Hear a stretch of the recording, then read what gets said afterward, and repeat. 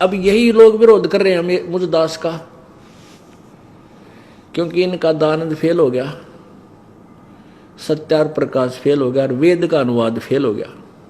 तो इनको औरतों को रास्ता सूझा को ना, रामपाल गुंडा है, बदमाश है, ऐसा करता है, आश्रम क्रोथा में ये करते हैं, ऐसा गंदा काम होता है। और जनता उन व्यक्तियों को बड़ी आदमी मान्या करती, उन आर्य समाज के आचार्यों को। आर्य समाजी बुरे नहीं, आर्य समाजी कौन है? वो तो अपने जनसाधारण जनता है, भोली भाली है, अपने नाते रिश्तेदार हैं, भाई हैं, बहन है, मामा है, फूफा है, कोई बुआ का बेटा है, बेटी है। लेकिन ये लोग इसलिए एडी चोटी का जोर ला रहे थे, कौन? आचार्य लोग, कि ये तुम्हारे ही अनुयायी तुम्हें बार बार प्रश्न करेंगे कि तुम क्या आचार्य हो, तुमने आज तक सत्यार प्रकाश नहीं पढ़ा ढंग से, और किस आओ मैं ऋषि था जिसने वेदों का डंगा कर रखा, ये पता लगेगा। तो इनको ये समस्या आ गई कि तुम्हें चंदा मिलना बंद होगा और तुम्हारी ये वेद बिकने बंद हो जाएंगे, सत्यार प्रकाश बिक नहीं, और तुम्हारी रोजी रोटी गई, साथ में या प्रभुता गई आचार्य पदाली। तो उन्होंने उसका ये दुरुपयोग किया, आसपास के क्षेत्र में जाकर हमारे बारे में झूठी अफवाहें फैलानी शुरू की।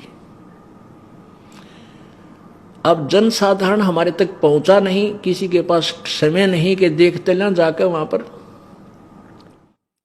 क्योंकि हम 3 दिन आश्रम को सबके लिए खुला रखते हैं। 4 दिन, 1 दिन पहले भी आ सकते हैं जब समागम होते हैं, 4 दिन 3 दिन का कोई आओ। बीच में हम अनुपदेशी को नहीं आने देते। क्यों नहीं आने देते? क्योंकि उस दौरान हमने प्रत्येक व्यक्ति को समय देना है बात करने का, मिलने का, कोई दुख दर्द पूछने का। उतना ही समय मुश्किल से पूरा होता है। अन्य व्यक्ति से हम नहीं मिल सकते। अगर उसने कोई बात ज्ञान जानकारी करनी है तो वो देख सकता आश्रम को आकर के परमिशन लेकर, और ज्ञान समझना है तो हमारी बुक ले जाकर देख सकता है। ऐसा नियम हमने बना रखा है। और ये हमारा जो संघर्ष था ज्ञान और अज्ञान का, फरवरी 2003 में आस्था चैनल पर चला था। सबसे पहले विरोध इन्हीं लोगों ने किया, क्योंकि इनकी पोल डायरेक्ट खुल रही थी, और हाउल्ला करके वो हमारा प्रसारण बंद करवा दिया। फिर हमने गांव-गांव, नगर-नगर में, बड़े-बड़े शहरों में जाकर के सत्संग शुरू किए। इन्होंने अन्य वर्ग को फिर और भ्रमित करके, यमुनानगर हम सत्संग कर रहे थे हरियाणा में, तो वहाँ हमारे साथ फिर ऐसे बदतमीजी करवाई, दुनिया को भरमा कर वहाँ विरोध करवा दिया। तो हमने झगड़े के डर से कि ये लोग चाहते हैं इनका तनाश हो लिया, क्यों रोजी रोटी गई इनकी, ये हमारा करवाना चाहे हैं। डूबता आदमी को बचाने वाले को ही डुबोया करता। हम इनको बचाना चाहे हैं कि तुम अपनी भक्ति कर लो, इस आचार्य पद न भूल जाओ, मृत्यु के बाद यू पद की तक काम नहीं आओगा। परमात्मा की भक्ति करो, राजा को भी भक्ति करनी चाहिए, रंग को भी करनी। पर ये तो आप तो डूब लिए, हमें भी डुबोना चाहने के दाव में रहे। फिर हमने सतलोक आश्रम क्रोथा में ही रहकर प्रचार करना प्रारंभ किया। सीडी भरनी शुरू कर दी, जनसाधारण तक पहुंचाने लगे। समाचार पत्रों में लेखन भी कार्य शुरू कर दिया। समाचार पत्रों ने हमारा शुरू में बहुत सहयोग दिया। ऐसे ही फिर हमारा दुर्भाग्य था कि 2005 में ये आर्य समाजी मुख्यमंत्री भूपेंद्र सिंह जी हुड्डा के हाथ में कमांड आएगी।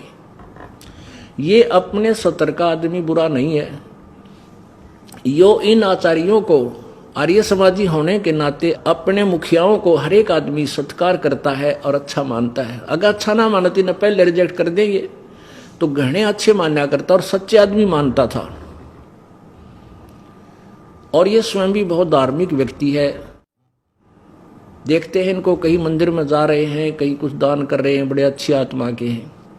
तो इस अच्छी आत्मा को इन नकलिया ने इतना बिगाड़ दिया ऐसा गुमराह कर दिया कि इस व्यक्ति ने, अच्छे व्यक्ति ने ऐसा दुष्कर्म करवा दिया, ये सतलोक आश्रम बरवाला को बंद करवा के इतना पाप इकट्ठा कर दिया, शायद इसको कई जन्मों में भी समाप्त ना कर सकेगा। और करवा दिया इन दुष्टों ने, जो झूठे कपटी हैं, अपनी रोजी रोटी के लिए दुनिया को भ्रमित करते आ रहे हैं शुरू से ही, आज से नहीं। तो पुण्यात्माओं, बस इतनी बात थी। इन व्यक्तियों ने जो गुरु पद पर, आचार्य पद पर पहुंच गए, गुरु कहो चाहे आचार्य, ये इस टाइप के व्यक्ति हो जाते हैं। इनको ना समाज सुधार से कुछ लेना देना, ना इनको समाज कल्याण से कुछ लेना देना।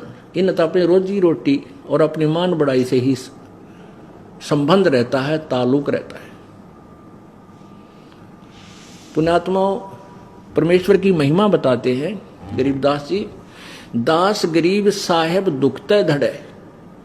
परमात्मा उस तरफ होते हैं जो सच्चे होते हैं, सत्य पर डटे होते हैं। भगवान के भक्तों का मार्ग दुखदा होता है, यानी भारी पलड़ा होता है।